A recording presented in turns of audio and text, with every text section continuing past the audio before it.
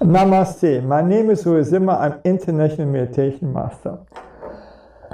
Today I want to speak about 5 lessons to live by from Dr. Dyer. So he was very famous. First, the universe friendly or hostile?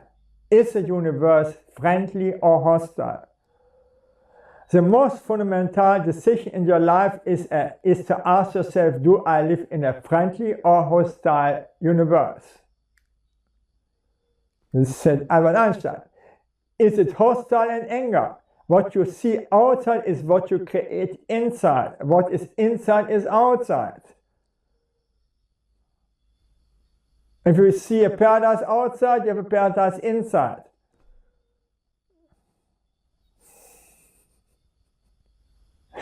Otherwise, if you see problems, you have problems inside of yourself. If you look for problems outside of yourself, you will find them. If you look for problems outside of yourself, you will find them. Sure, 100%. I'm good with this. Most problems are created first on the inside and only then do they appear on the outside. If we are struggling with problems or difficulties and we expect somebody else or something outside of us to change or get better in order for us to make our lives work, yes, that is something you really need to take a hard look at. You have first to accept that problem, because a real change must happen inside.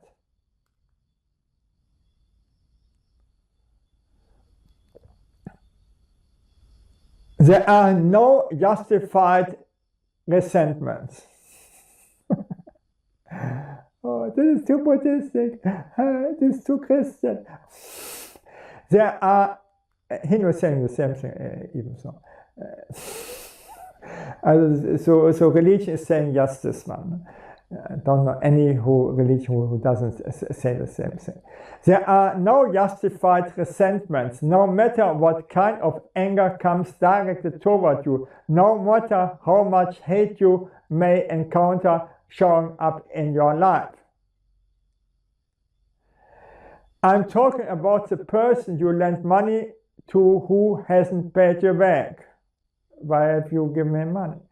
I'm talking about the person in your life who was abusive towards you.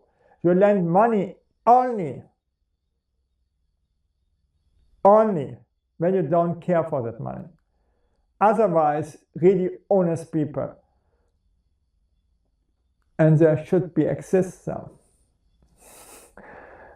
I don't want to elaborate more. Also, a Japanese I would trust, for instance. Also Germans, for instance, and so on. Or the Sikhs I would trust also in India. I'm talking about the person who walked out on you and left you for somebody else. I'm talking about all the things that you have justified in your heart, all the reasons you believe you have the right to be resentful. And I'm suggesting to you that those resentments will always end up harming you. They will create in you a sense of despair. No one ever dies from a snake bite. Looks contradicting. Huh?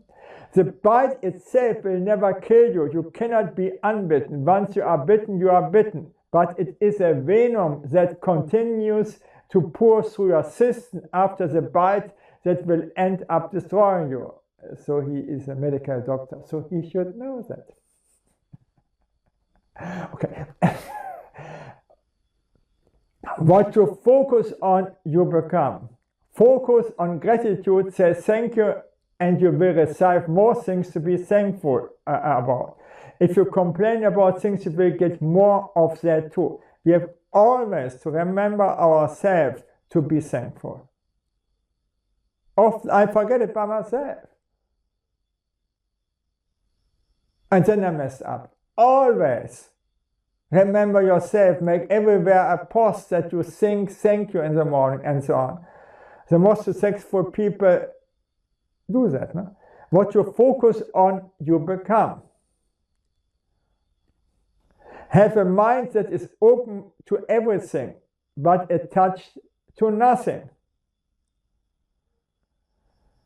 Nobody knows enough to be a pessimist about anything. When we limit ourselves to what we believe is possible for ourselves or for humanity, we shut the door on the genius that resides in each and every one of us. Having an open mind without attachment does mean you have to find fault with everything you have been taught by others. The Hindu religion says fault finders are the worst people. It means opening up to the potentiality and possibility that anything and everything is possible.